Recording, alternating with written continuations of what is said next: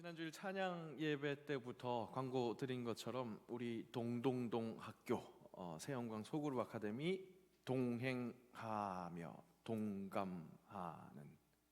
동감하며 동행하는이죠. 동감하며 동행하는 감동학교가 시작되고 진행 중에 있습니다.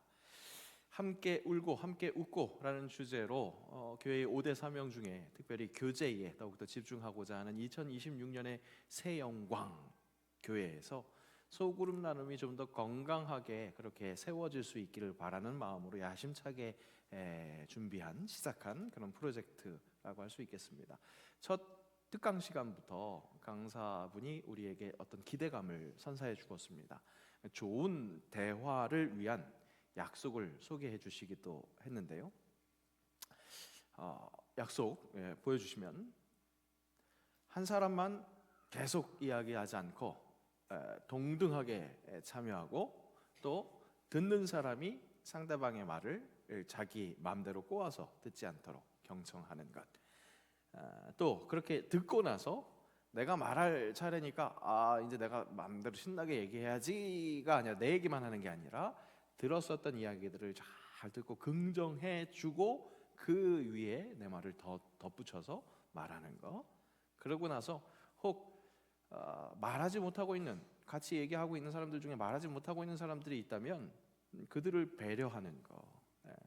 그들이 말할 수 있도록 말해! 뭐 이렇게 강요하는 게 아니라, 당신 차례야! 이렇게 강요하는 게 아니라 스스로 말할 수 있도록 어떤 분위기와 여러 조건들을 만들어주는 것, 이렇게 사람들을 배려하는 것, 이런 대화의 기술을 배웠습니다.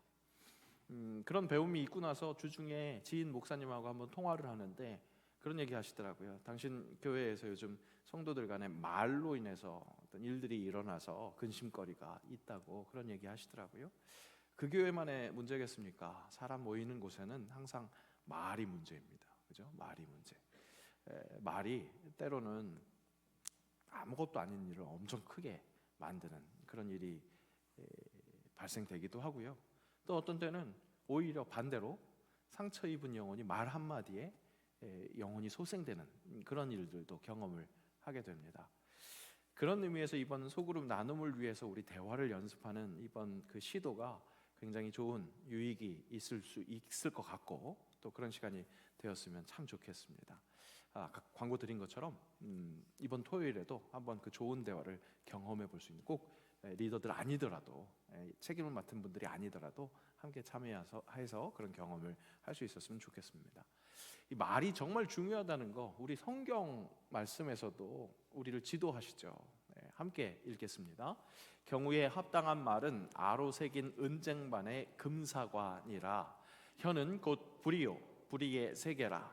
혀는 우리 지체 중에서 온몸을 더럽히고 삶의 수레바퀴를 불사르나니 그 사르는 것이 지옥불에서 나느니라. 그렇죠. 몸을 더럽히고 지옥불에서 나는 것 같은 좋지 않은 말은 싹 갖다 버리시고, 정말 은쟁반의 금사가와 같은 그런 예쁠 말만 골라서 하시는 우리 새영광의 모든 권속들 되시기를 축복합니다. 자, 이렇게 말씀드리고는 오늘 설교 제목은 영 이렇게 친절하지 않은 것 같은 그런 제목으로, 잘못 읽으면 기분 나쁜 투로 들릴 만한 그런 제목을 정했습니다. 왜?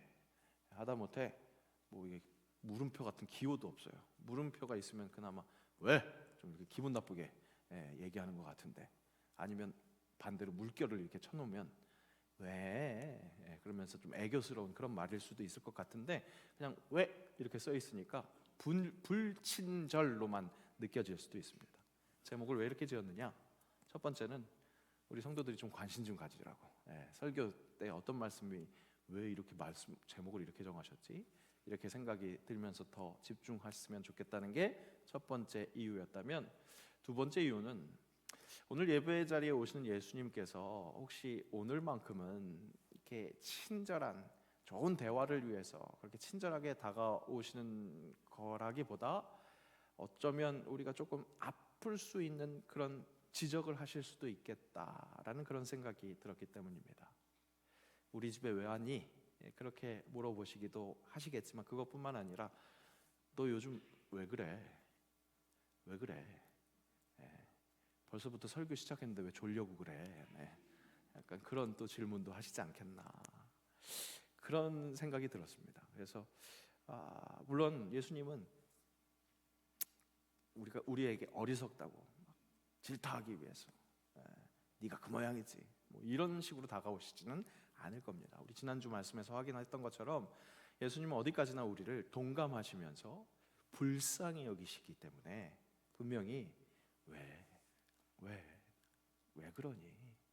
그렇게 다가오실 것 같아서 그런 예수님의 마음을 전해야겠다는 감동이 있었습니다. 그래서 오늘 말씀 시간은 예수님께서 우리에게 하시는 세 가지 질문, 왜? 라고 질문하시는 그것을 기준 삼아서, 그 기둥 삼아서 진행해 보려고 합니다. 제가 예수님 성대모사 한번 해볼 테니까요, 여러분 잘 경청해서 집중해서 들어보시면 좋겠습니다.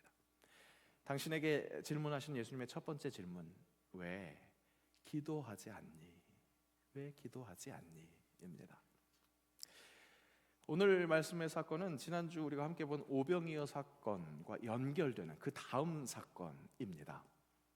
지난주 오병이어라는 그 메인 이벤트, 굉장히 큰 사건, 그것을 본격적으로 묵상하기 전에 확인한 게 있었어요. 뭐였느냐? 예수님께서 제자들에게 휴식을 주셨다는 것, 그것을 짚어드렸죠.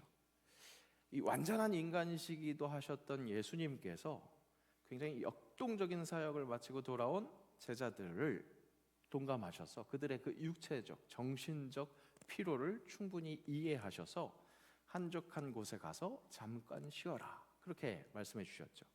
그리고 나서 오늘 이 오병이어 사건, 그리고 나서 어제 확인한 것, 지난주에 확인한 것처럼 오병이어 사건이라는 엄청난 사역이 있었습니다.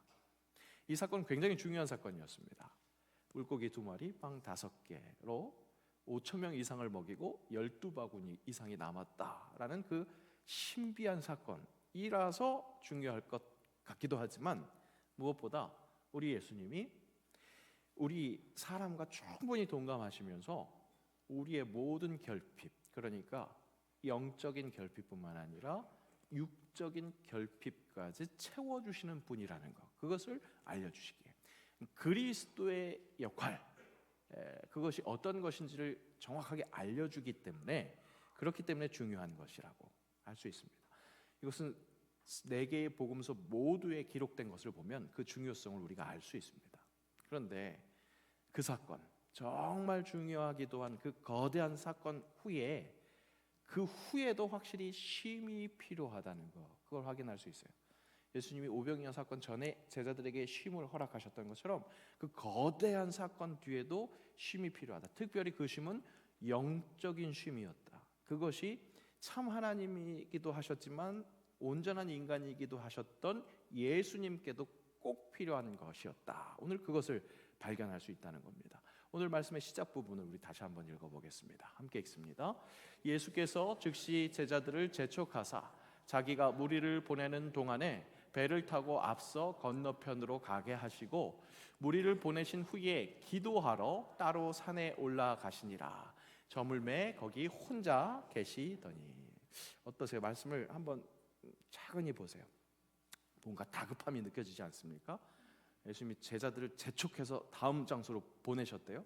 그리고 그 무리들, 모여있던 무리들을 딱 정리해서 역시 보내고 나서 예수님은 산으로 올라가십니다. 왜 이렇게 다급해 보이는가?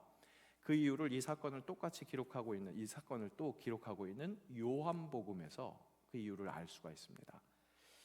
요한은 이 오병이어를 경험한 사람들이 예수님의 그 놀라운 능력을 보고 예수님을 임금 삼으려 했다라고 그렇게 기록을 하고 있습니다. 예수님은 백성들이 불쌍해서 영적인 그 체험을 주기 위해서 여러 가지로 가르치신 것뿐만 아니라 때가 되어서 먹을 것을 주신 것이었는데, 불쌍히 여기셨기 때문에 먹을 것을 주신 것이었는데, 백성들은 그 예수님의 능력을 바라보면서 예수님이 그러니까 정치 지도자가 되셔야 된다, 임금 삼기를 바랬던 거예요. 그렇게 오해했던 겁니다. 그런 사람들의 기류를 빨리 감지한 예수님께서 제자들을 도망치듯이 빨리 보냈어요. 왜냐하면 아직 예수님과 온전히 다 동감하지 못하고 땅의 것에 좀 더 익숙한 제자들이 사람들의 그런 소요를 보면서 임금 삼으려고 하는 그런 모습을 보면서 함께 또 영향을 받을까봐, 헛바람 들까봐 그러셨던 것 같아요. 오병이어 이전에는 제자들이 휴식을 부여받았죠. 그런데 지금 이후에는 빨리 휴식을 취하지 못하고 빨리 이동을 해야 하는 상황입니다. 그렇게 예수님 제자들을 빨리 보내고 당신도 휴식을 취하세요. 어떤 휴식이라고요? 영적인 휴식. 왜? 사람들이 막 자신을 따르고 진짜 임금 삼으려고 하는 그런 욕구, 그런 동요에 자기도 휩쓸릴까 봐, 원래 이 땅에 온 그 이유를 잃어버릴 것 같아서, 잊어버릴 것 같아서 기도하러 따로 산에 올라가십니다. 혼자 올라가십니다.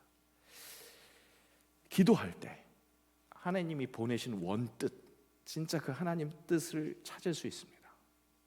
흔들리지 않을 수 있습니다. 예수님도 그러니까 급하게 기도하러 가신 거예요. 예수님도 그 바쁜 일정 속에서도 기도하는 시간을 확보하셨다는 겁니다. 그런데 여러분, 왜 당신은 무슨 담력으로 기도하지 않으십니까? 왜 기도하지 않으십니까? 고난이 찾아왔습니까? 두렵습니까? 진짜 어렵고 힘듭니까? 그런데 왜 기도하지 않으십니까? 기도할 수 있는데 왜 걱정하십니까? 기도하면서 왜 염려하십니까? 어떤 유명 배우가 이 찬양의 고백이 너무 자신에게 깊게 다가와서 자신은 그래서 기도한다고, 바쁜 일정 속에서도 무슨 일 있으면 꼭 기도한다고, 그리고 또 실제 기도하게 되면 마음의 평안을 찾게 되는 그런 일을 경험한다고 그렇게 고백하는 것을 볼 수 있었습니다. 오늘 급하게 배를 타야만 했던 제자들 정말 바빴습니다.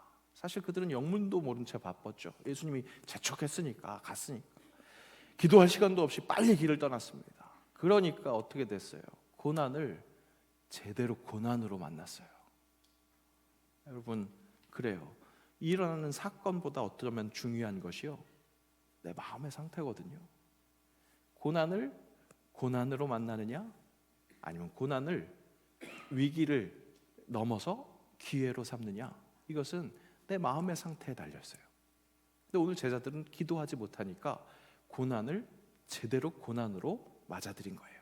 배를 탔는데 풍랑이 있는데 무엇보다 마음이 너무 힘듭니다.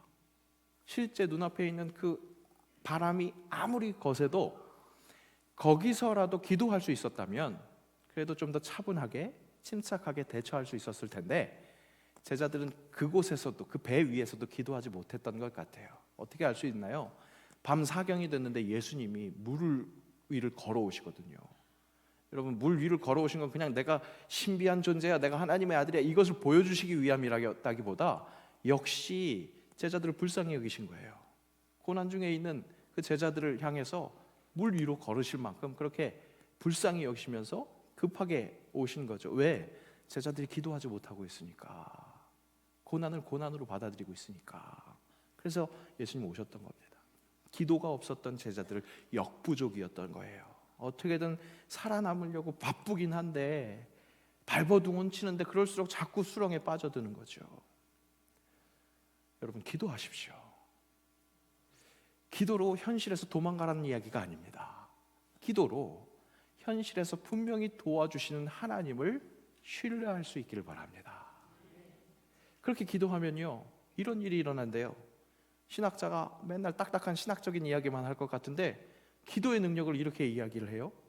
기도할 때 인간들만 운동하는 것이 아니다. 하나님의 자녀들이 믿고 순종하고 기도하는 곳에 가장 높은 차원에서 세계를 창조하시고 지배하시는 하나님의 손과 손가락이 움직인다. 하나님의 홀이 움직인다. 더 나아가서 하나님의 심장이 박동하고 하나님 자신이 실제로 지혜와 권능 안에서 살아계신 분으로서 나타나신다. 그래요. 기도하면요, 하나님의 손이 움직인대요.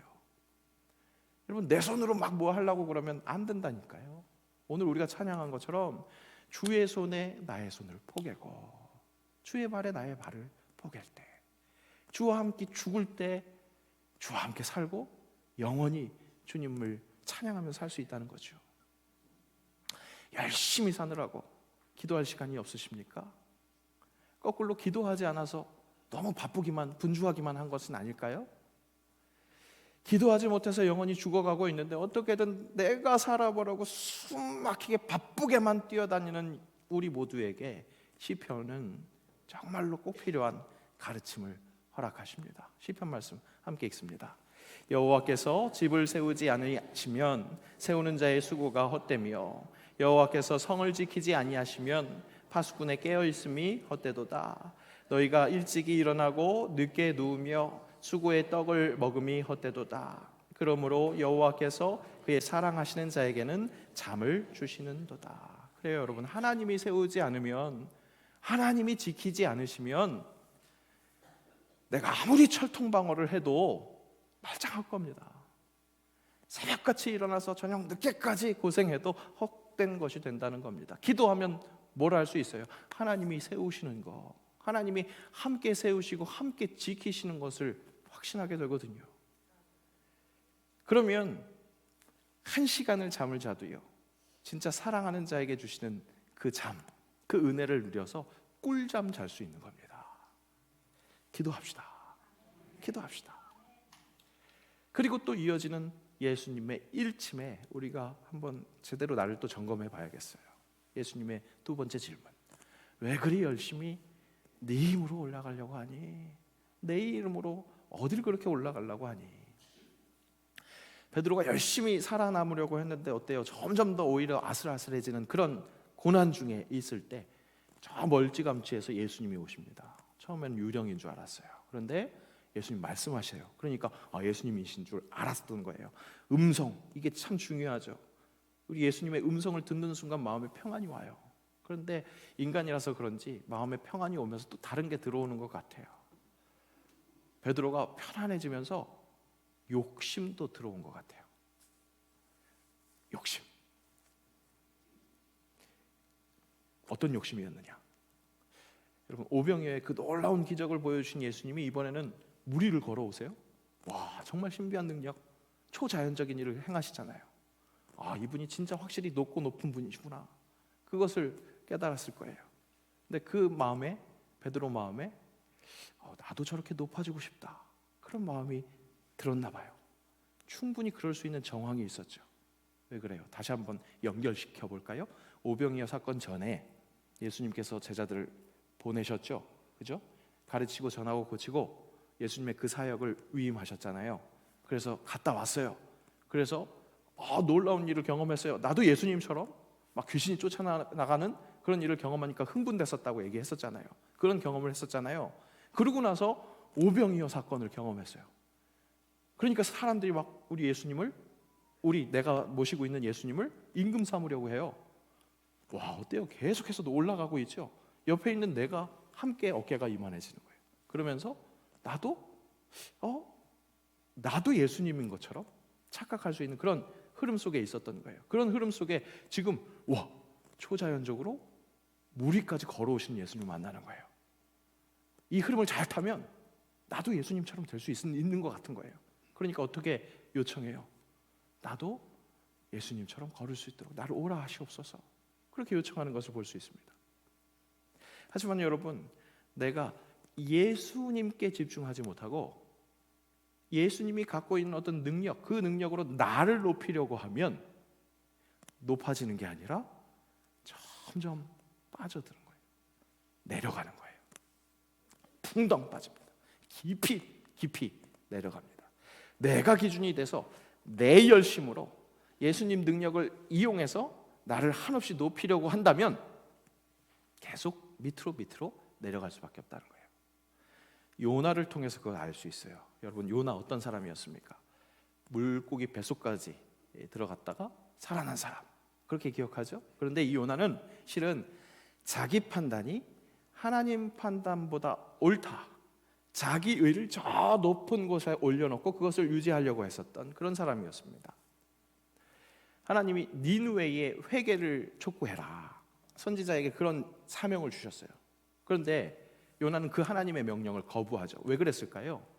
요나가 생각할 때 니느웨 사람들은 그냥 천벌받아 마땅한 사람들이었어요.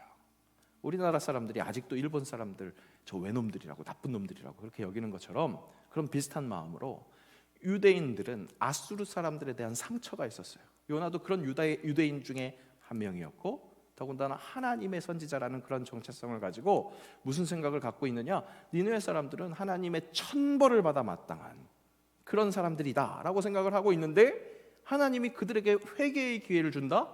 이건 하나님 판단이 틀린 거예요. 잘못된 거예요. 하나님보다 높은 곳에 자기의 의를 잡아놓고 그것을 지키려고 혼자 애를 쓰고 있는 씨름하는 요나. 요나서는 그런 모습을 보여주고 있는데, 의도적으로 그런 요나가 어떻게든 내가 올리려고 하는 그런 요나가 계속해서 내려갔다라는 것을 아주 도드라지게 드러내고 있습니다. 강조를 하고 있어요. 잘 보세요. 자, 니느웨로 보내려고 하셨어요, 하나님이. 그런데 정반대인 다시스로 가려고 합니다.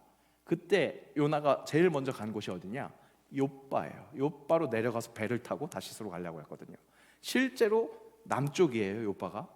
그래서 내려갔다라고 표현을 할 수 있지만, 요나서 기자는 아주 의도적으로 내려갔더니, 욥바로 내려갔더니라는 표현을 골라 쓰고 있어요.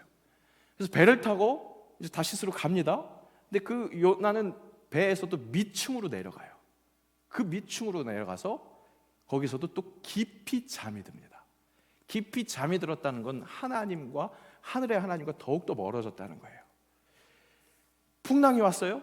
이제 선원들이 이 풍랑의 원인을 찾아서 막 그렇게 하고 있다가 결국에는 요나를 바다에 던집니다. 그때에도 어때요? 깊은 바다 가운데로 내려갔다, 그렇게 표현을 하고 있어요. 그렇게 내려가다 못해서 물고기 뱃속까지 갔죠. 여러분, 물고기가 배가 제일 밑에 있죠, 그죠? 물고기 뱃속에서도 수올의 뱃속까지, 산의 뿌리까지 내려갔다. 이렇게 요나서는 요나의 내려감을 아주 도드라지게 표현하고 있습니다. 내가 나를 높이기 위해서, 내 기준을 지키기 위해서 그렇게 스스로 발버둥을 치면, 내 힘으로 발버둥을 치면 칠수록 어떻게 해요? 꼬르륵 추락할 뿐이에요. 그런데 우리 예수님은요, 그렇게 미련하게 내가 올라가려고 하는 나를 끌어올리십니다. 당신이 낮아지시고 우리를 끌어올리신다는 거예요. 지난 우리 수요일에 사도신경 읽기 시간에 아주 귀한 은혜를 확인했습니다. 예수님의 성육신, 뭐예요? 하나님이 인간이 되신 거죠. 하나님이 인간이 되셨을 때 예수님은 결코 자신의 신성을 타협하지 않으셨다는 겁니다. 오히려 인간을 끌어올리셨다는 거예요. 사람의 몸을 입고 오셨음에도 자신을 타락시킨 것이 아니라 100% 신성에서 조금 10% 20% 감해갖고 인성을 취하신 게 아니라 완전한 인성을 취하시면서도 신성에 타협이 없었다는 거예요. 고귀함을, 하나님 되심을 붙들고 있는데 결국에는 그 붙들고 있으시면서 어떻게 되느냐? 인간을 오히려 자기 선상으로 끌어올리셨다는 거예요. 되게 어려운 얘기거든요. 무슨 얘기인가 싶죠? 수요 예배 참석하지 못하신 분들은 오늘 집에 가서 유튜브로 수요 예배 찾아보세요. 이게 얼마나 큰 은혜인지.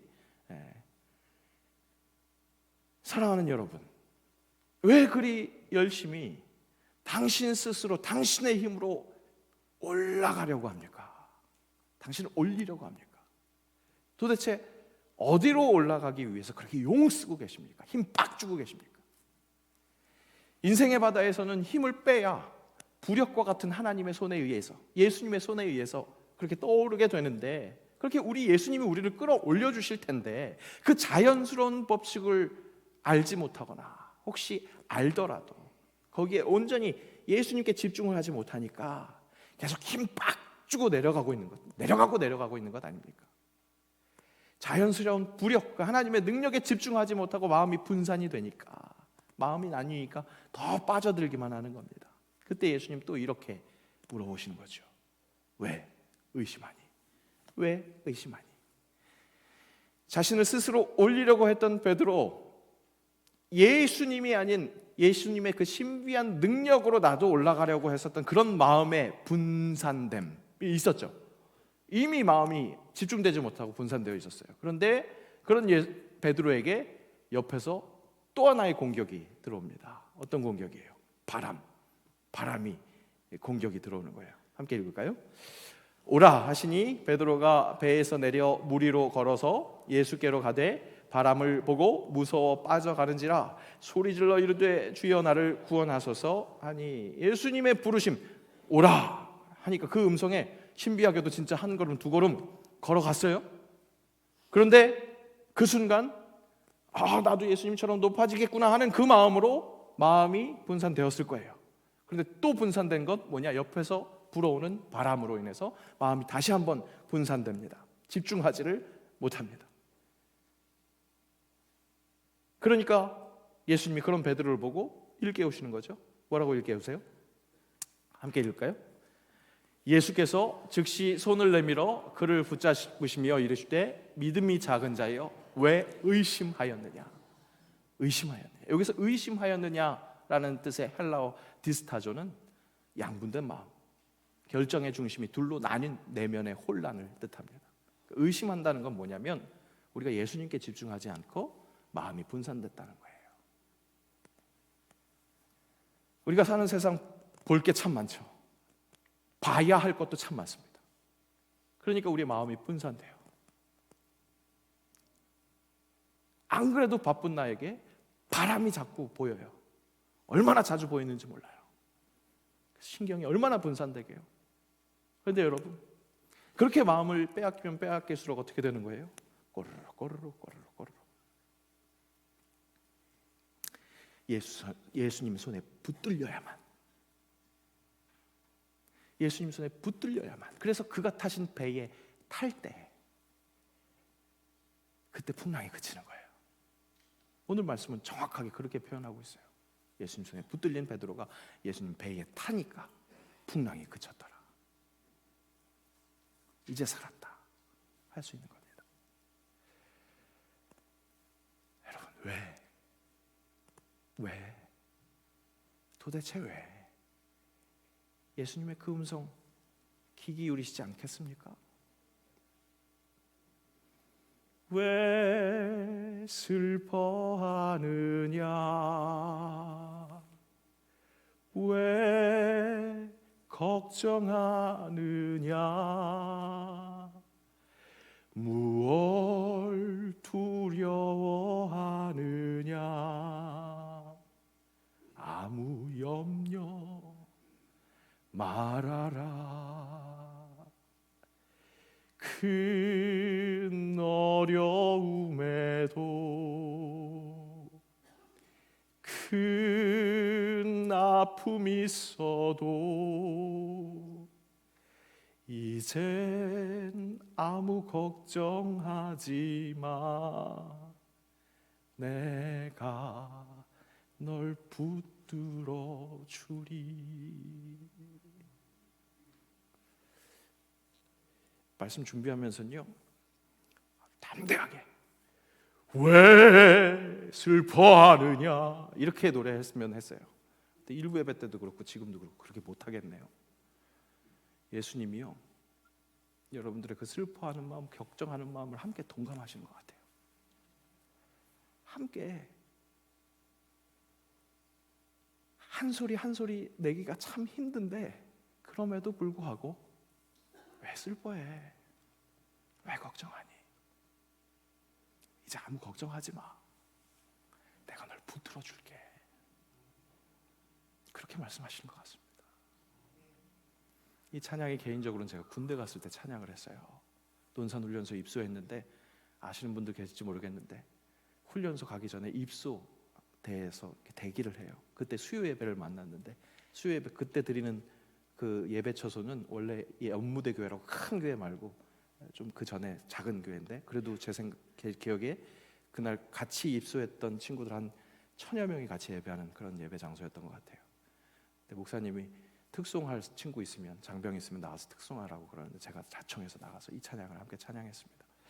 원하는 마음이 저부터가 하나님 말씀을 좀 더 정말 세밀하게 들었으면 하는 그런 마음과 함께 입소한 친구들이 좀 위로가 되었으면 좋겠다 그런 마음이 있었습니다. 찬양하고 나서 그 친구들이 진짜 그렇게 위로가 됐는지는 잘 모르겠어요. 그런데 저부터가 진짜 우리 하나님이 우리 예수님이 이렇게 이렇게 슬퍼하니? 왜 이렇게 걱정하니? 아무 걱정하지 마. 내가 널 붙들어 줄게. 그 말씀하시는 것을 느꼈습니다. 훈련소만큼이나 떨리고 아둥바둥 어떻게든 안 죽으려고 살아가고 계시는 여러분, 예수님 말씀하십니다. 왜 슬퍼하니? 왜 걱정하니? 내가 널 붙들어 줄게. 오늘 당신이라는 꽃을 찾으러 오신 예수님께서 그렇게 말씀하신다는 거 기억하시고, 여러분도 여러분 예수님 능력을 쫓아서 내가 어떻게 하려고 하지 마시고요, 예수님이라는 꽃 찾으세요. 그래서 그 예수님이 허락하시는 그 평안으로 아멘, 아멘, 그렇게 샬롬을 찾는, 샬롬을 살아내고 그것을 자랑하는 주의 백성들 되시기를 축복합니다. 기도합시다. 왜 슬퍼하느냐? 왜 걱정하느냐? 내가 너와 함께하리라. 수월의 권세에서조차 건져내리라. 주님 약속 확인하게 하셨습니다. 감사합니다. 주님, 그 사랑 안에 살면서 딴 길로 가지 않게 하옵소서. 예수님 이름으로 기도합니다. 아멘.